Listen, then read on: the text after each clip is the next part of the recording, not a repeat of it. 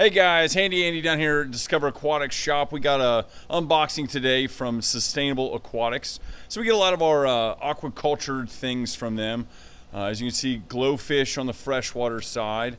But we get almost all of our clownfish from them. We also get our captive bred sharks from them. That was the excitement on this order.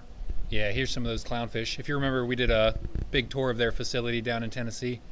Which we're actually planning on going back here soon, which is very exciting. What I really like about them is, as you can see the writing on there, they label all of their clowns, so when we pull them out, we know what's what, so we can label accordingly. Yeah, here's some more of those glowfish that they breed. All different colors there. They're bright, colorful, real easy to care for too.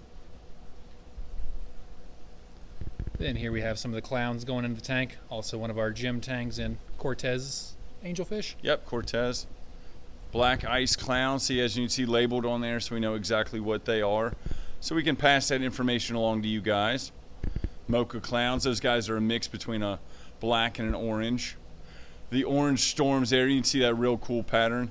The black storms, people call those cow clownfish. I've seen them called stormtroopers too. Yeah, one of our yellow tanks there. Here's a little bit of a list of what we got in there. Quantities on the side. Yeah, most all these are available too still, so if you do have any questions, we do ship, and feel free to message us. Here's some of those sharks we were talking about earlier. These are the gray bamboo sharks. Great size. They ship very, very well. But they're captive bred, like we said, and come in probably, those guys are probably about 12, 14 inches. Yeah, is this the first gray bamboos we've had captive bred? I think we had two before, but different point in time. Yeah, we've been doing the white spot bamboos more than anything. Yeah, they've been more available. They actually have the parents of these guys are captive bred at their facility as well. Yeah, if you go back and watch that video, they had shark pond after shark pond underneath their clownfish racks. But as you can see, we float them in the ponds for about 15-20 minutes, let them temp acclimate. There's one that we had a holdover from our last order. But yeah, then we let them float 15-20 minutes. We just temperature acclimate these guys. Them being so close to us and short shipping time being captive bred, we're really not worried about acclimating them for any long amount of time. Yep, just get that temperature right and let them kind of get used to it a little bit. You see them bouncing around there, getting excited to be in their new homes. Yeah, these gray bamboos are big. Yeah, they were substantially bigger than the white spot bamboos. There's the pond down there that the bigger one, the gray bamboos go into. Give them a little bit more elbow room. Yep. Then we unbag them into a bucket just so we can keep the water separate a little bit. Yep. You can see there he goes down in there.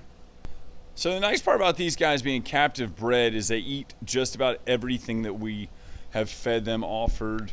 Even got some of them to eat some pellets. But the wild caught ones are really, really difficult to get to eat. Yeah, getting the wild caught shipped in from overseas is really rough on the shark. And I'd say it's definitely a greater risk with the wild caughts versus these guys. We've never lost one of these captive bred ones. Yeah, they come in and they're hungry day one, which makes it very easy to sell them, very easy to care for them, just because they are such an active eater. Yeah, I'd be willing to bet these guys would eat in the bucket if we offered food. Yeah. There you go. See one of them go down in the pond. They go down there and they kind of zoom around for the first little bit, check out their new environment. They love that little sandy bottom over there. Yep, then find a nice rock or eel to wedge under. And there's the third one.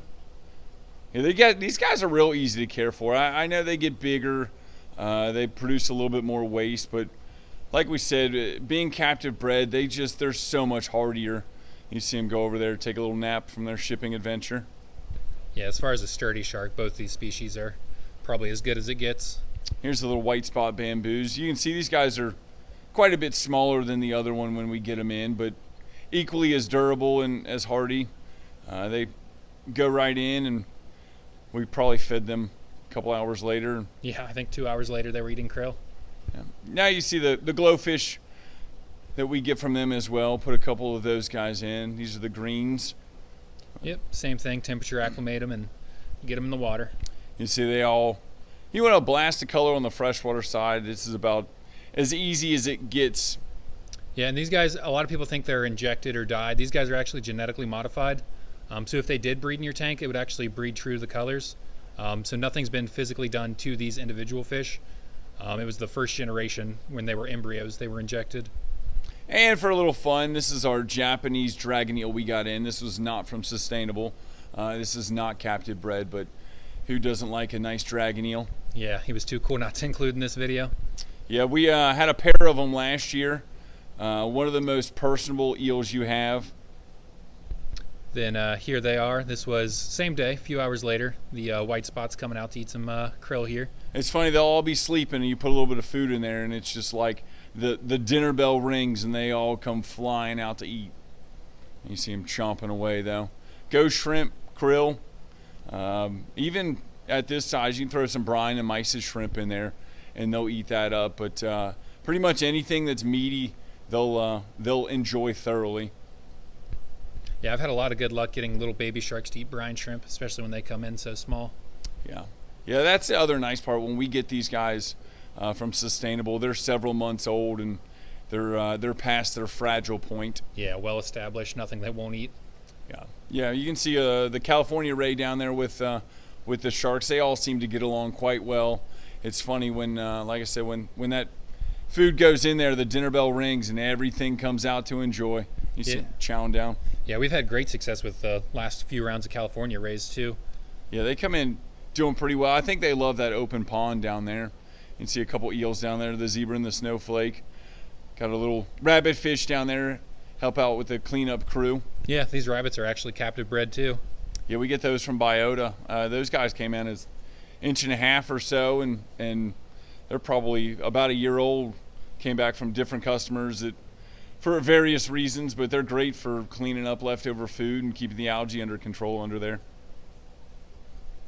Yeah, a lot of happy sharks in there. Yeah, and if you guys are watching this and see something you like, you can always shoot us a message on here. Give the store a call, shoot us an email. Anything you see in these videos is for sale, so we can ship them out to you, get them to you, whatever means we can. Yeah, and here's the last guy. We've had this one for a few months now, but this is a captive bred epaulet shark, also from Sustainable, and I just love the way they waddle. Yeah, we'll pull them out of the water a little bit, and you can see them do that little walk right there to get right back into the water. They live in the tide pools of Australia, and we'll get stranded on the beach and waddle right back in.